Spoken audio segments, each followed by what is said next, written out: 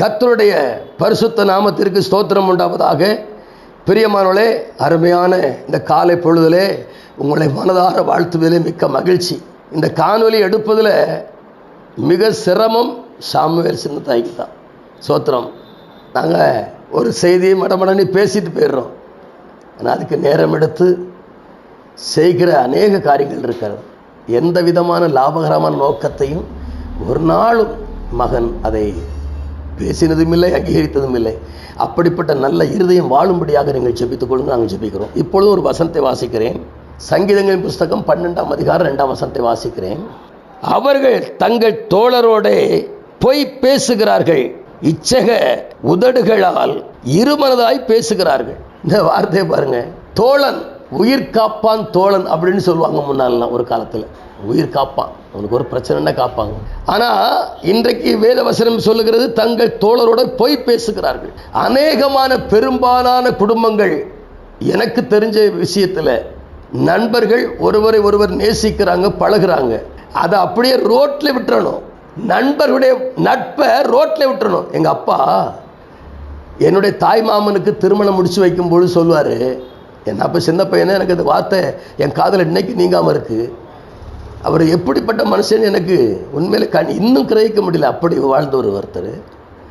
அவர் சொல்ல, சாலமோன் இங்கே வா, இது உங்கள் அக்கா வீடு, நீ எப்போ வந்து போகலாம், ஒன்றும் பிரச்சனை இல்லை. ஆனால் நான் உனக்கு திருமணம் பண்ணி வைக்க போகிறேன். இனி உன் வீட்டுக்கு நண்பர்கள், சிநேகிதர்கள், தோழர்கள்னு யாரையும் கூட்டு போகக்கூடாது. எல்லாம் பழகிறியா, ரோட்டில் விட்டு போயிரு அப்படின்ட்டு. இன்னைக்கு அநேக நட்புகளால் குடும்பங்கள் உடைஞ்சி, குடியில் நண்பர்கள் 2 பேரும் சேர்ந்து குடிக்கிறாங்க. நண்பை குறையாக குடிச்சிட்டு அவருடைய நண்பனுக்கு நிறைய குடிக்க கொடுத்து அவன் மனைவியோடு உல்லாசமாக இருந்த குடும்பங்கள் அநேகம் இருக்கிறது. எனக்கு தெரிஞ்ச அநேக குடும்பங்கள் இருக்கு. வேதனைங்க, வருத்தம், வேதனையும் வருத்தமும் தலைவிரிச்சு ஆடும். பிசாசினுடைய இந்த பொய் உபதேசங்கள் எல்லாம் பிசாசினுடையது. நட்பு தான். நட்புக்குள்ள எப்படி இந்த துரோகம் உள்ள வருகிறது, எப்படி இந்த வஞ்சகம் வருது, எப்படி இந்த பொய் வருது. சோத்திரம்.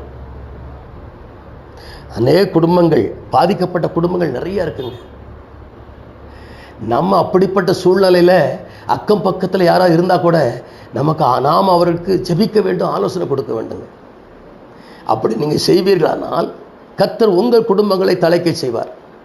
மருத்துவச்சிகள் எபிரேயர்களுக்கு உதவி செய்தார்கள், அதை கர்த்தர் பார்த்தார். அதனால் மருத்துவச்சிகள் குடும்பங்களை தலைக்க செய்தார். நீங்கள் உதவி செய்தால், இக்கட்டான சூழல் நீங்கள் உதவி செய்தால், உங்கள் உதவியை கர்த்தர் அங்கீகரித்து அவர்களை அந்த சிறையிருப்பில் திருப்புவார். தவறுன்னு உணர வைப்பார். அது குற்றம் செய்துட்டோம், தாம் புருஷனுக்கு துரோகம் பண்ணிட்டோங்கிற ஒரு குற்ற உணர்வு உள்ள உறுத்தும்.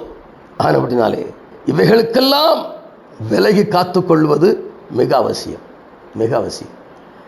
நட்புகளால் குடும்பம் உடைஞ்சு கிடக்கிற குடும்பங்கள் பல பல பல குடும்பங்கள் இருக்கு. நாம் விலக்கி வாழுவோம், நம்மை ஒப்பு கொடுப்போம். மகா பரிசுத்தமும் கிருபையும் இரக்கமும் நிறைந்த எங்கள் அன்பு பிதாவே, ஆசீர்வதிக்கப்பட்ட அருமையான இந்த மன மகிழ்ச்சியான நல்ல காலை வேளையில் அருமையான நம்முடைய பிள்ளைகளோடு கூட சேர்ந்து இணைந்து நாங்கள் ஜெபிக்கிறோம். தேவ சித்தம், தேவ திட்டம் நிறைவேற்றப்படும்படியாக ஜெபிக்கிறேன். கர்த்தருடைய கரம் கூட இருக்கட்டையா. ஆண்டவர், இந்த உறவுகளில் உடைய கரம் கொடுந்து உடைய பிள்ளைகளை ஆசீர்வதிக்க வேண்டும் என்று ஜெபிக்கிறையா. கனப்படுத்துங்க. போக்குவரத்து, வேலை உழைப்பு, கையின் பிரயாசம், அப்பம் தண்ணீரை ஆசீர்வதிங்க. பலாயிரம் மடங்காய் பெருகட்டும், நிறைவு தங்கட்டும். இயேசுவின் நாமத்தில் ஜெபிக்கிற நல்ல பிதாவே. ஆமேன், ஆமேன். God bless you.